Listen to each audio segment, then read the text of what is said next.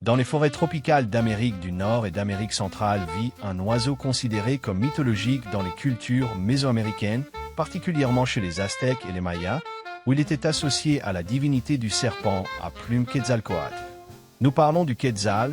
Il faut préciser que quetzal désigne un genre d'oiseaux américains comprenant 5 espèces différentes, la plupart en Amérique du Sud.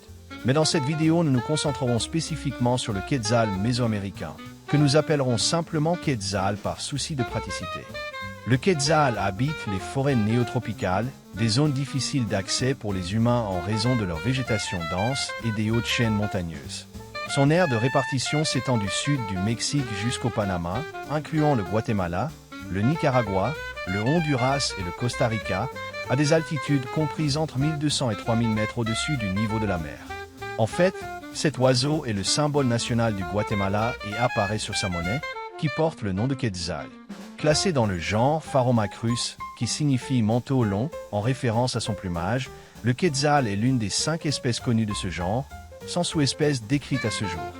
Bien qu'il paraisse petit, il mesure environ 35 cm de la tête à la base de la queue, pour un poids de 210 grammes, similaire à un pigeon mais plus léger, une caractéristique essentielle pour son vol, comme nous le verrons.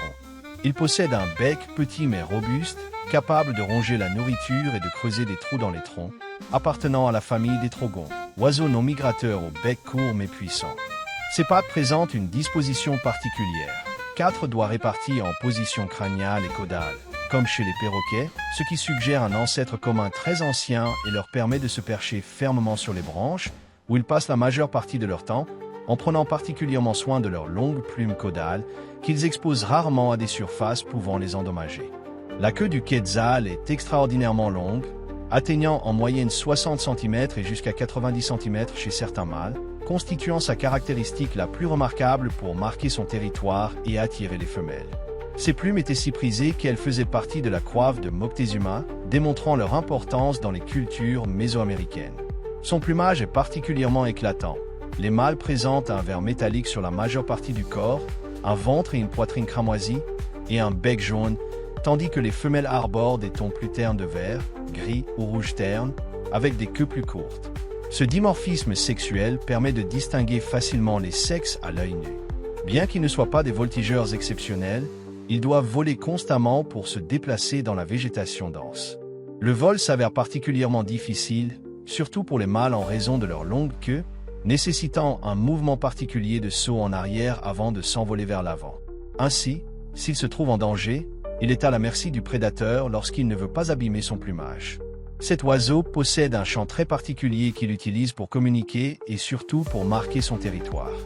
Beaucoup pensent que le chant des oiseaux ne sert qu'à attirer les femelles, mais en réalité, il est principalement employé pour signaler sa présence dans une zone donnée. Le mâle émet un son retentissant semblable aux pleurs d'un chien, tandis que les femelles utilisent un ton plus bas et discret, particulièrement pendant la saison des amours pour communiquer entre elles. Ces chants se produisent principalement à l'aube et se répètent toutes les 8 à 10 minutes. Quelqu'un a pris le temps de mesurer cet intervalle avec précision. Ce sont des animaux monogames qui commencent leur reproduction entre mars et juin. Pendant cette période, le mâle effectue un rituel élaboré de danse et de chant pour attirer la femelle, un comportement qu'il répète chaque année.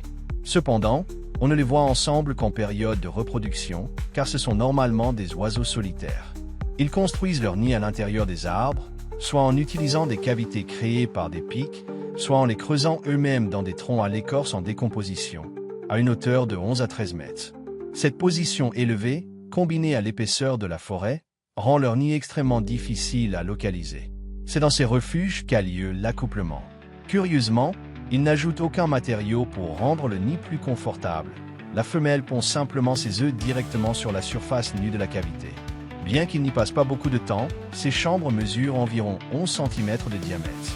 La femelle pond 2 œufs bleus de 3 cm chacun, et les 2 parents se relaient pour les couver. Pendant ce processus, le mâle doit soigner méticuleusement son précieux plumage, en repliant ses plumes vers le haut ou en les faisant dépasser par l'entrée du nid.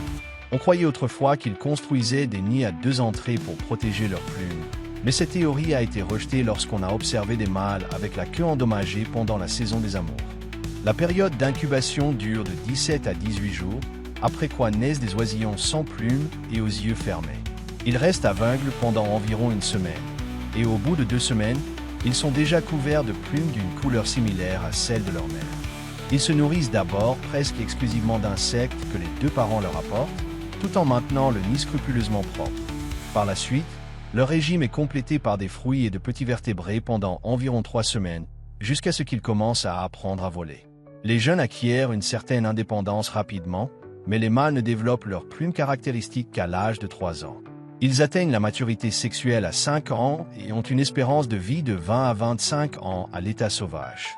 En captivité, leur longévité est réduite en raison de la difficulté à reproduire leurs conditions naturelles. Bien que principalement frugivores, leur alimentation varie selon les saisons, se comportant comme des omnivores opportunistes. Ils consomment diverses baies et fruits, comme el aguacatillo, et on les voit souvent se nourrir en groupe sur la même branche. Comme on pouvait s'y attendre, ils jouent un rôle crucial dans la dispersion des graines par leurs excréments. Parmi leurs prédateurs naturels figurent l'aigle orné, qui les capture en plein vol, le motemo, avec lequel ils rivalisent agressivement, et le quincajou, qui pille leur nid. Ils sont aussi la proie d'autres aigles, hiboux, écureuils, serpents et même de certains toucans. Cette espèce est classée comme quasi menacée, principalement en raison de la perte de son habitat. Cependant, elle est très protégée et rarement chassée pour sa viande, peut-être en raison de son statut mythologique dans la culture préhispanique. Des parcs nationaux ont été créés pour sa conservation, comme au Costa Rica, bien qu'elle continue de faire face à des problèmes comme la capture pour le marché illégal, qui entraîne généralement sa mort rapide en captivité. Le quetzal a une grande importance pour le tourisme, avec des excursions organisées pour observer cet oiseau unique, générant des revenus économiques pour les communautés locales. De plus, les plumes de queue qu'ils perdent naturellement pourraient être utilisées pour créer de l'artisanat, permettant ainsi à la population d'obtenir des avantages économiques tout en promouvant les soins et l'élevage de l'espèce. C'est l'un des plus beaux oiseaux de la planète, avec un plumage qui a orné des empereurs et qui incarne des siècles de culture et d'admiration. Bien que son vol puisse sembler un peu particulier, il ne perd rien de son charme. Voilà le quetzal. J'espère que vous avez apprécié cette vidéo. Si c'est le cas, n'oubliez pas de la liker et de la partager pour que plus de gens découvrent cette chaîne. Si vous êtes nouveau, je vous invite à vous abonner. Merci beaucoup d'avoir regardé cette vidéo. À bientôt.